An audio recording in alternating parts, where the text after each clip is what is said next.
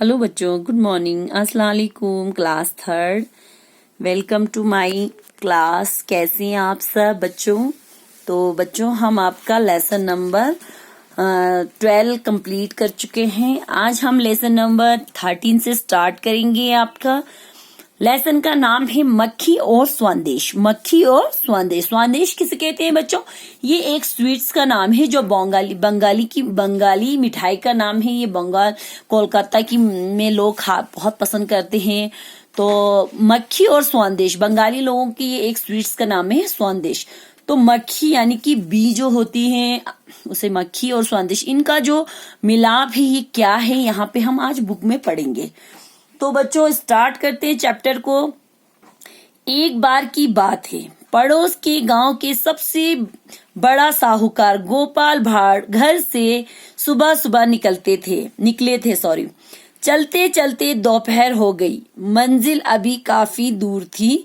भोजन का समय हो जाने से भूख जोर से सताने लगी। खाली पेट चलना कठिन हो रहा था। संयोगावश इतने बड़े साहूकार की उस दिन जेब भी खाली थी, इसलिए कहीं से कुछ खरीद कर भी नहीं खा सकते थे। उस इलाके में वे एकदम नए थे, इसलिए कहीं से कुछ पैसे या खाने मिलने की भी उम्मीद नहीं थी। मन ही मन सोच रहे थे कि यदि इस समय कोई मदद कर दे तो उसे वे बाद में आकर पैसे अवश्य ही लौटा देंगे। अब देखो बच्चों, इसका मतलब मैं आपको समझाती हूँ। एक बार क्या हुआ, जो पड़ोस की गांव की एक बहुत बड़े साहूकार, उनका नाम था गोपाल भाड़। साहूकार किसे कहते हैं बच्चों? मैं साहूकार कहते हैं बच्चों जो मतलब ये ब्याज पे पैसे वगैरह देते हैं ना, साहूकार उसे ही कहते हैं। जिनकी बड़ी बड़ी इनकी कोठी बंगला और ये कोई बिजनेस करते हैं व्यापारी, इनको साहूकार कहते हैं। तो वहां के पड़ोस के गांव की ये साहूकार थे गोपाल भाट जी। ये क्या था, एक दिन क्या निकले, सुबह सुबह अपने घर से निकले और चलते चलते जो है बच्चों इनको क्या हो गई, दोपहर यानी कि दिन का टाइम हो गया। मंजिल अभी काफी दूर थी। उनकी मंजिल जहां उनको जाना था, मंजिल किसे कहते हैं बच्चों?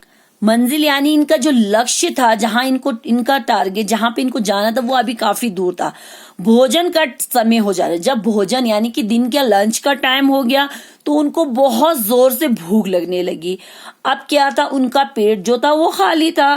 तो खाली पेट उनको चलना जो है वो कठिन होता है। कठिन यानी कि बहुत मुश्किल हो रही थी। संयोगावश उस दिन बदकिस्मती, उस दिन क्या हुआ, किस्मत से, संयोगावश यानी कि किस्मत से उस दिन उन्होंने जो है इतने बड़े साहूकार की जो है जेब खाली थी। उस दिन क्या हुआ, उनकी जेब खाली थी, वो घर से पैसा लाना भूल गए थे, इसलिए वो जो है कहीं से कुछ खरीद कर खा भी नहीं सक रहे थे। और जिस इलाके में वो जा रहे थे वो एकदम उनके लिए नया अजनबी था, इसलिए कहीं से कुछ पैसा या खाना मिलने की उनको कोई उम्मीद नहीं थी। उम्मीद मीन्स क्या होता है बच्चों? उम्मीद यानी कि आशा। उनको किसी से कुछ मिलने की कोई आशा या उम्मीद नहीं थी। मन ही मन वो सोच रहे थे कि काश कोई मदद कर दे तो बाद में आकर जो है उन्हें पैसे अवश्य यानी कि जरूर लौटा देंगे। ये वो सोचने लगे। अब आगे बढ़ते हैं। सोचते वे कुछ और आगे बढ़े। सामने एक पेड़ के नीचे हलवाई की एक छोटी सी दुकान दिखाई दी। दुकान में खाने पीने के नाम पर पूड़ी कचौरी जैसी कोई वस्तु ना थी। सिर्फ एक थाल में ताजे बने संदेश सजे हुए थे।